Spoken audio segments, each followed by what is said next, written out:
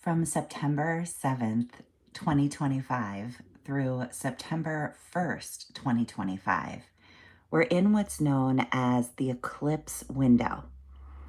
It's an especially energetic and busy period of time between the eclipses. So these 2 weeks between the Pisces lunar eclipse and the Virgo solar eclipse also fall right in the middle of the nodal transit of these signs.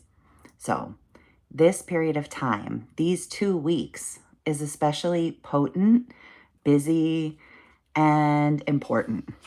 I'm excited to talk about that with you today. And I also want to talk about what's going on with Mercury here this week, exalted in Virgo, along the axis of these eclipses. I didn't speak about this in my September horoscope, in my September horoscopes, I should say, but I think it's interesting and important. So, first, let's start just by getting these eclipses on our chart. It's a little bit difficult to do because we're in the middle, so they're not exactly occurring right now, but I think what I want to do is circle the nodes. We have our north node in Pisces here and our south node in Virgo. And I'm just going to make them a little bit smaller so that we can see the planets that are around them, hopefully. That didn't work that well. Yeah, we'll do this. We'll move them out of the way as need be. We have Mercury here next to the north node and the sun on the other side. So when the sun and the moon connect with the nodes, that's when we have an eclipse. And that's actually all the nodes are. They're invisible points in the sky that indicate to us where those eclipses are occurring. So everything else is a planet that we can see, right? Venus is currently in the constellation of Leo. But the nodes are really just meant to indicate to us where the eclipses fall. The north node is here, and I always remember that it sort of looks like headphones. And then we have the south node here, which is horseshoes. Headphones helps with north node. And it also is good to remember it that way because the north node is the direction that we're heading. So the headphones one is the north node and where we're going. The south node is the horseshoe one and where we're falling away. So when we had the moon here a couple of days ago, we had our, according to this chart on the 7th, we had our lunar eclipse because the sun and the moon were with the nodes. And now as the moon travels around, by the time we get to the 21st, we'll have the sun and the south node and the moon all together, and that's our solar eclipse in 2 weeks. So we're in the period that's known as the eclipse window. We talked about eclipse season, which can be the period between the eclipses and also a week or two on either side of them. The most powerful part of that is the eclipse window, where we're between eclipses. So this year, that's from September 7th to September 21st. And then the nodes, you can see the nodes are at 18 degrees here, 30 degrees per sign. So the nodes are right in the middle. The nodes are in the middle of their transits through this axis right now as well. The nodes entered Pisces and Virgo in January of 25, and they will move on to Aquarius and Leo in July of 26. So right now we're really in the thick of it. We're right in the middle of the nodal axis transit, and we're in the eclipse window. So eclipses and nodes are so important in any astrology chart. I really think that eclipses kind of prove astrology. They're so powerful that it's hard to deny them. It's hard to deny that it's a busy period. and that there might be something to all this. Um, a lunar eclipse is like a full moon times 10. A solar eclipse is like a new moon times 10. So let's talk about, in general, what this north node is heading us towards, what we're heading toward. Wherever we have the north node during that whole period, that whole 18 months that we're working with it, it's an indication that we can work towards moving toward the higher sides of this signature. And then we want to move away from the lower sides of the south node signature. We have opportunities to do that. And sometimes they come up through uh, those darker sides of the signature surfacing for us to reconcile with in some kind of way. So let's just start with the North Node and Pisces. What we're all working on integrating right now, we're in the middle of the 18 months and we're in the eclipse window. So this is really potent right now. So the North Node in Pisces is helping us move toward trusting our intuition in a different way, listening to our own feelings, gut, instincts, intuition, bringing in more compassion, not just for others, but for ourselves, slowing down a little in that way to care for ourselves, to listen to ourselves, to care for others, to listen to others.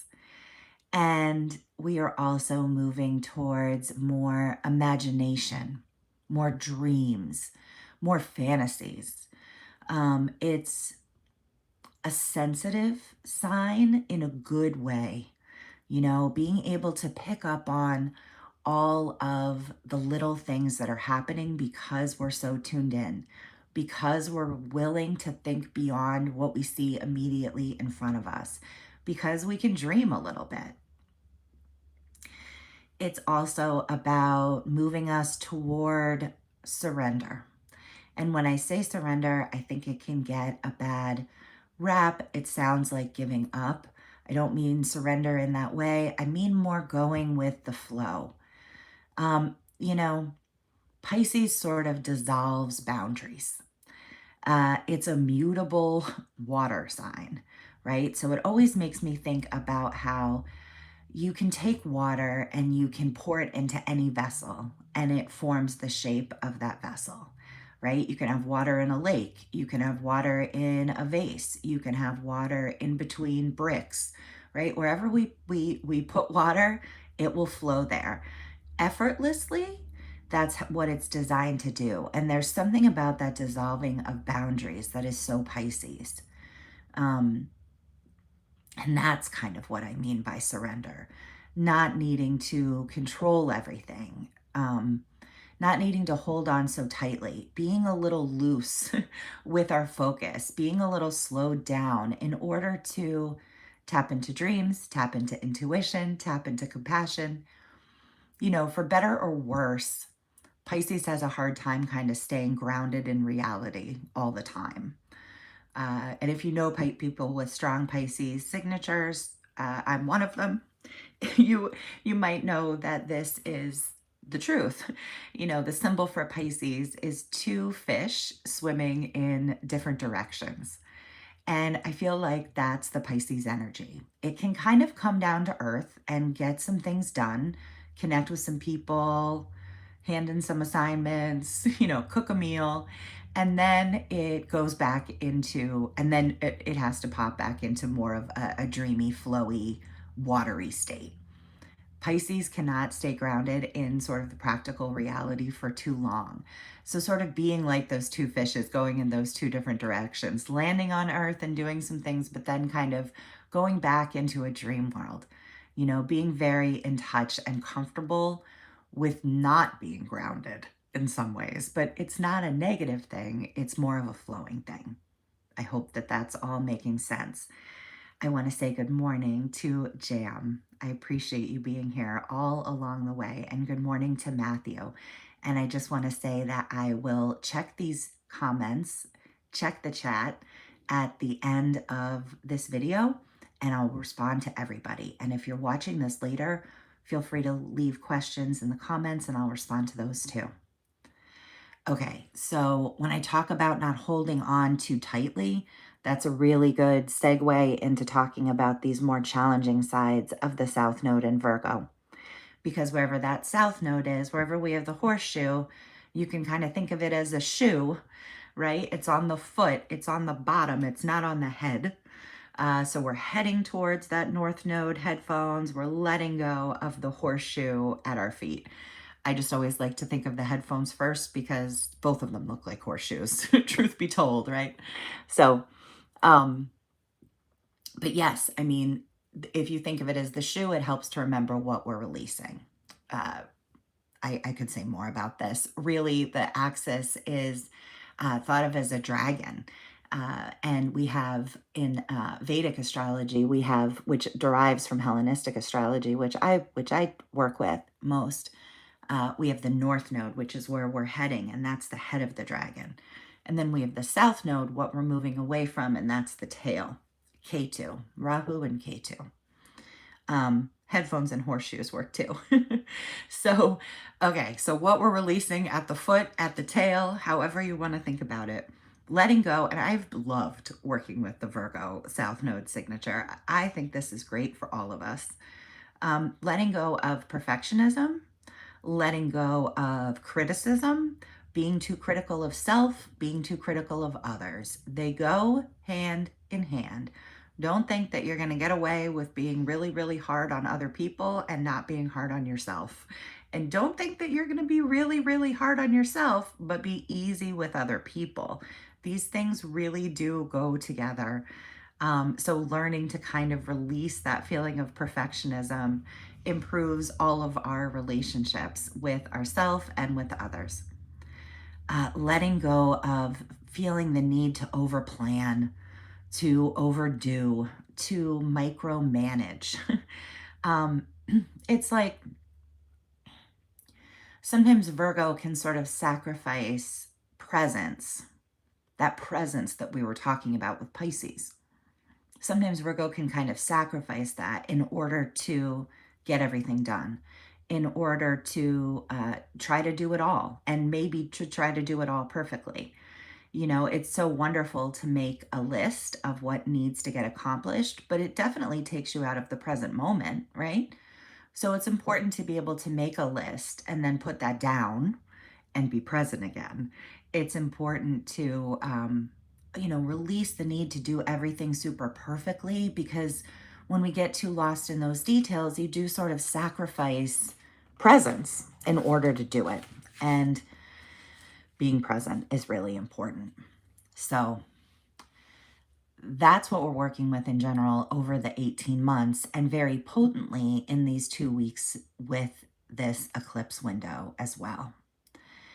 If you're on the right path with some of this in some part of your life, in some way, shape, or form, if there's areas where you're just sort of moving in the right direction generally, then this can be like a green light, a boost, a soar forward. Oh, I have to say thank you to CJ. Thank you so much for the super chat, CJ. Really, really appreciate it. Thank you very much.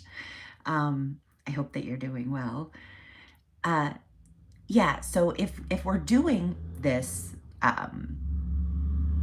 if we're on our path, if we're where we should be, then an eclipse can be like a boost. It can be like a green light that can help us soar forward. So something can open up that's right for you all of a sudden. It can be busy in sort of a positive, helpful, pushing you forward way. And sometimes if something isn't aligned, we can get a course correction during an eclipse. So it can be removed from us, or it can change directions in some kind of way. Eclipses tend to be active times, tangibly active, tangible events, real things sort of happening. The solar eclipse more so than the lunar eclipse. The one that we were just in was sort of more emotional, energetic. The solar that we're moving towards in 2 weeks, that tends to be a little more tangible and active on the ground. I also sometimes find that the lunar can have more of an impact on the feminine, and the solar can have more of an effect on the masculine, understanding that we all carry both energies actually within us. But sometimes women are more in touch with the feminine and men are more in touch with the masculine. Not always, but you might notice it affecting women a little bit more with the lunar and men a little bit more with the solar as a general rule. Like I said, things can sort of move and change kind of fast and quickly during eclipse season. Things kind of happen. Sleep changes is something really to notice. I wonder in the chat if anyone has felt a little restless the last couple days. I would put myself firmly in this category. Not sleeping super great, and that can be the case around any full moon, but especially a lunar eclipse. And then as we get to the new moon eclipse, the solar eclipse, that you actually are just really, really able to sleep. It's a very go within, tired, sleeping extra long kind of time. So you might notice that switch as we move, as the moon moves here from full to new. But that's sort of always the case, that sometimes we can, sleep can be a little bit easier here. And when we're in a full moon, it can be a little bit more difficult. But since it's times 10 during eclipses, we tend to feel it that much more. We can have new ideas during eclipses. It isn't just about things happening in the world. Can also be about, I think of it as revolutions and revelations, right? So we can have these sort of revolutionizing things happen. Things can happen, but not just normal everyday things, like something new starting, something ending. Endings and beginnings can definitely be a part of eclipses. Things coming in, things going out. I've spoken before about how it's kind of that strobe light effect where, it's sort of disorienting when you're in a strobe light, if you've ever been in a strobe light, and things move when the light is out. And that's sort of how an eclipse can feel. So there can be sort of revolutionary things that occur. And then we can also just have revelations, new ideas, new ways of seeing things that we're very certain of. It's also good to pay attention to the house focus here.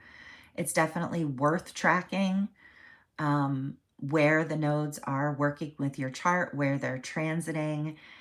If you haven't already checked out my horoscope, it's best viewed by rising sign, and I go through this in my September horoscopes. I am not done here this morning by a long shot. I have a few other things to say. I want to still talk about this whole Mercury signature, but just to say, knowing where this is happening in your chart can be really helpful. Tracking it by house, I've found to be really interesting when I look back at my transits and I see what parts of my life are extra busy. If you track the eclipses, you do tend to notice a lot of activity along those themes, along those lines, as we go through the chart. So, or as we go through the year, as we go through time. So notice where they are for you. And also in your own natal chart, it's such an important thing to know about your own nodes. And thinking about it in terms of where we're heading and what we're letting go, also in your natal chart. But next, we have to talk about Mercury. We have to talk about more Mercury. Hi, Deetra. Hi, E.T. I said I wouldn't really talk to the chat, but sometimes it's kind of hard. Okay, I'm actually going to get rid of this, and I want to focus in on Mercury. Let's do this. Whoop, what did I do? Okay. So this here is a chart from September 10th. So we're talking about this week, about this Monday through Thursday. And I think it's so interesting that Mercury is moving into this alignment this week. This is Mercury. Here's our sun. Here's our south node. So just after the lunar eclipse in Pisces, Mercury here, which is exalted in Virgo. So it's Mercury at its best, moves into conjunction with the South Node and with the Sun. So Mercury will pass both by the 13th and then moves into Libra, which will ignite this kite pattern, this grand air trine that we've been talking about, this outer planet triangle. But that's later. We'll talk about that when we get there. Right now, what's happening is that Mercury is here with the South Node and the Sun. And what's going to happen this week is that here it's already started to happen. As I'm recording this now on the 8th, the Sun and Mercury are both coming up to the South Node. First, the Sun passes over the North Node, then Mercury passes over the North Node. So it's sort of, there's something of a story. You know, it feels like a narrative, some sort of a story that unfolds.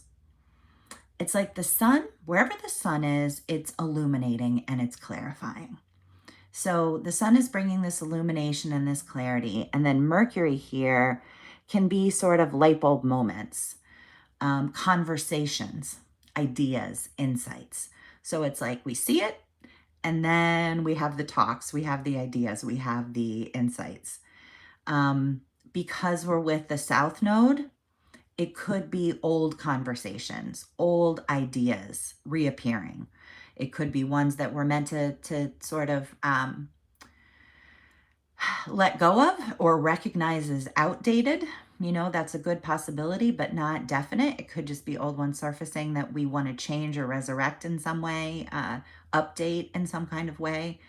But it could be old, sort of outdated ideas, conversations that we've had before coming up to the surface again, in order to let them go, in order to do it differently. We can have, similarly, we can have, you know, realizations about past patterns or habits that we want to change. There can be something there that's sort of illuminated and understood from us, some recurring, resurfacing pattern or habit that we're ready to let go of. There's something here that feels like important closings, like almost like it could be like in a formal way. It could be a discussion being had that sort of closes things off. It could just be finalizing something, you know, ending it, finishing it, completing it, to move on to what's new. It can be endings that are making the way for new beginnings. I feel like Mercury is helping us make sense of all of it, whatever it is, you know, and helping us understand it. And it's probably related to some kind of an ending, whether that is letting something go or finalizing something. I would look for light bulb moments this week. Don't be too hard on yourself or others. Understand that you might be a little tired, that other people might be a little tired. Sometimes I try to, I don't know, sometimes I try to go with the flow a little bit during eclipse season and not act too much, if that makes sense, like not start anything brand new. But the eclipse window is a very active period. And if you already have something in motion, moving it forward is very likely, you know? So I do those things. It's just that I wouldn't start anything new. You know, I wouldn't decide I want to move during an eclipse season. But if I already had decided I wanted to move and I saw a house that was really interesting, I would look at it. Because sometimes, like I said, it can sort of move us further down the path. It can give us that boost, this eclipse energy, to kind of advance us to the next thing. But it's just kind of a weird energy. It's that strobe light feeling. And you're tired and you're in a strobe light. And and it's disorienting, you know? So be easy on yourself, be easy on others. I want to check the chat here. And I also just want to say that I'm going to put at the end of this video, it usually takes me about a day for YouTube to let me update it, but I will attach here the lunar eclipse video that I did last for these lives. If you enjoyed this video, you'd enjoy that. And also another video that I did about eclipse season in general. That video is a little bit old, so my apologies that maybe it's not quite as smooth as now, and I was still drinking water on live streams at the time, which is a live stream crime, and I apologize. But I'm going to attach it there anyway, in case it's interesting to you. Yay, it's so nice to see these familiar people. I'm seeing Jam and Matthew and CJ, so kind to give that super chat. Thank you so much. And Deetra, I've seen you in the chats. Already said hi to ET. Hi, Michelle. Hi, MC. How's everybody feeling? Are you guys feeling tired? A little bit tired? How was the eclipse for you? I feel like it has been a little bit eventful and a little bit tiring here. It's kind of followed this astrology. I hope for you all as well. And I hope if you're watching this later that you will leave your thoughts and your comments in the chat. Tired. Michelle's tired. Me too. Me too. I think we can go a little easy this week. Absorb, be a little bit sort of quiet. Oh, CJ, sending love for that. Sending love for that. Yeah, hoping but not forcing it feels right. Just sitting with your feelings and thinking positively is a good idea. Putting positive energy toward it. And I think that sounds good. It's interesting to be processing things during eclipse season. I try not to hold on too much to any of the insights that kind of move through me or ideas that move through me, but just kind of let them come and go, let them rise and fall, because it can be very easy. I didn't mention this during the report, but it's actually really important. I think we can feel anxious during the eclipse window. And so whenever I'm feeling anxious, it's good not to take my thoughts too seriously. So, just kind of pay attention to what rises and falls, and you may have a better sense of where things are by the time we get to like the second week in October. Sending you a lot of love for that. Hello to Angel and Universal, cute name. Yes, I understand, CJ. Yes, people have been a little bit extra touchy and easy to anger because people are anxious, people are tired, we're in a strobe light.